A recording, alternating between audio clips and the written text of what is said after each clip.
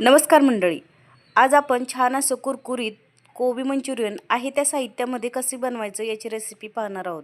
आपण काय करतो की घरामध्ये एखादं साहित्य नसेल तर पटकन जाऊन बाहेर खातो किंवा आपण कोबी मंचुरियन करतच नाही घरामध्ये। पण तसं न करता आहे त्या साहित्यामध्ये एकदम सोप्या पद्धतीनं एकदम छान कुरकुरीत असं कोबी मंचुरियन कसं बनवायचं, चला तर पाहूया पुढे। व्हिडिओ शेवटपर्यंत नक्की पहा। त्यासाठी इथं एक कोबी घेतलेला आहे। आता कोबी स्वस्त झालेले आहेत त्यामुळे मला हा 20 रुपयाला पडलेला आहे। त्याच्यावरचे साल असे खराब झालेले असते त्यामुळे काढून घ्यायचे आहे आणि त्याचा देठ देखील काढून घ्यायचा आहे। हे पहा असं। आता कोबी एकामध्ये 2 भाग करून घ्यायचे आहे। एकदम करायला सोपी ही रेसिपी आहे आणि खायला देखील एकदम टेस्टी लागते।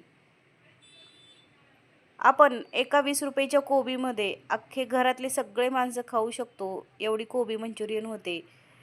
आपल्याला बाहेर जाण्याची सुद्धा अजिबात गरज पडत नाही। असे उभे काप करून घ्यायचे आहे आधी बारीक असे। तुमच्याकडे जर मोठी खिसणी असेल त्याने सुद्धा तुम्ही खिसू शकता, फक्त बारीक खिसणीनं खिसायचं नाहीये। बारीक किसणीचा जर आपण कोबी खिसला तर तो एकदम असा एकदम बारीक पेस्ट सारखी होते आणि आपली कोबी मंचुरियन ही चिवट किंवा चिकट होऊन जाते, कुरकुरीत होत नाही। त्यामुळे थोडंसं कोबी जाड खिसणीने किंवा असं मोठ्या साईजने कट करून घ्यायचं आहे। आता पूर्ण कोबी छान असा बारीक कट करून घेतलेला आहे, हे पहा असा। आता आपण एका भांड्यामध्ये काढून घेऊया पूर्ण कोबी।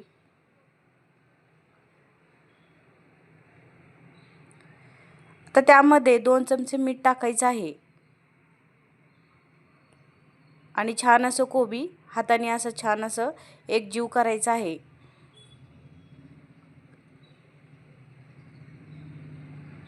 कोबीवरती काही किटाणू वगैरे बसलेले असतील तर ते असे मिठाने निघून जातात।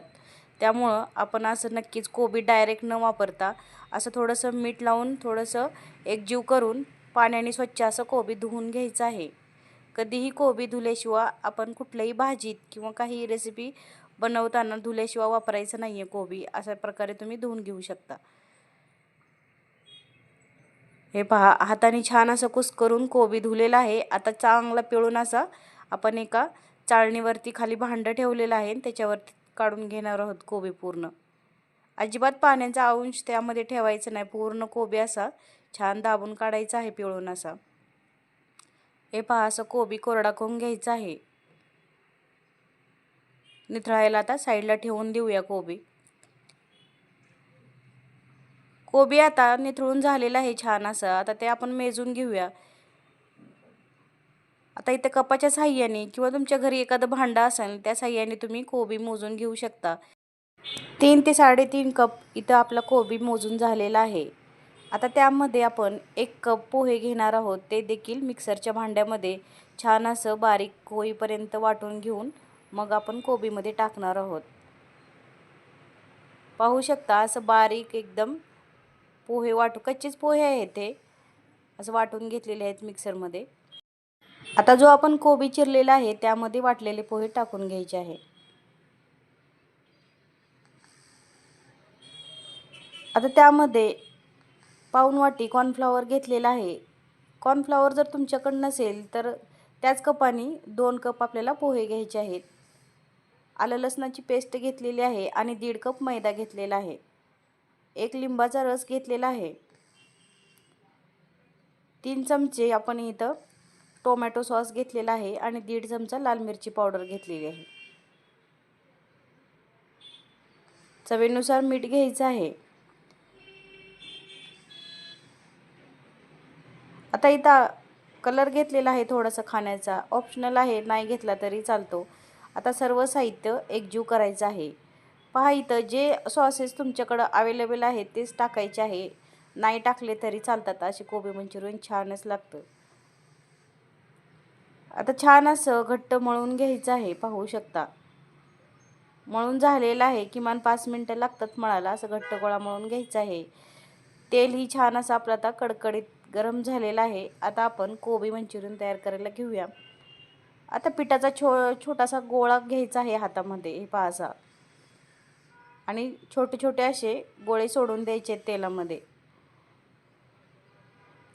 तेल आपलं एकदम कडकडीत गरम हवंय तेल जर आपलं गरम नसेल तर आपले कोबी मंचुरियन तेलात बसतात किंवा तेल पितात आणि ते मऊ होऊन जातात. त्यामुळं कधी पण आपण मंचुरियन सोडताना तेल हे चांगलं कडकडीत गरम आहे का हे पाहूनच सोडायचं आहे. एक बाजूनी छान असं तळून झालेले आहेत. आता दुसऱ्या बाजूनेही छान असं तळून घ्यायचं आहे कोबी मंचुरियन. पाहिलेत का नाही तुम्ही किती कमी साहित्यामध्ये आणि पटकन होते ही रेसिपी आणि घरातले सर्वजण आवडीनं खातात. तुम्ही बाहेर अजिबात न जाता जे साहित्य तुमच्या घरामध्ये अवेलेबल असेल त्यामध्ये तुम्ही अशी छान कुरकुरीत कोबी मंचुरियन घरच्या घरी एकदम सोप्या पद्धतीनं नक्कीच बनवू शकाल. आता आपले छान असे मंचुरियन तळून झालेले आहेत, पाहू शकता एकदम कुरकुरीत असे. काढून घेऊया आता साईडला असे सगळे. तुम्ही देखील ही रेसिपी नक्की ट्राय करा, खूप छान होते आणि कशी झाली मला कमेंटमध्ये कळवायला अजिबात विसरू नका. अशाच वेगवेगळ्या रेसिपी पाहण्यासाठी चॅनेलला नक्की सबस्क्राईब करा. रेसिपी आवडल्यास लाईक, शेअर आणि सबस्क्राईब करा. व्हिडिओ पाहिल्याबद्दल खूप खूप धन्यवाद.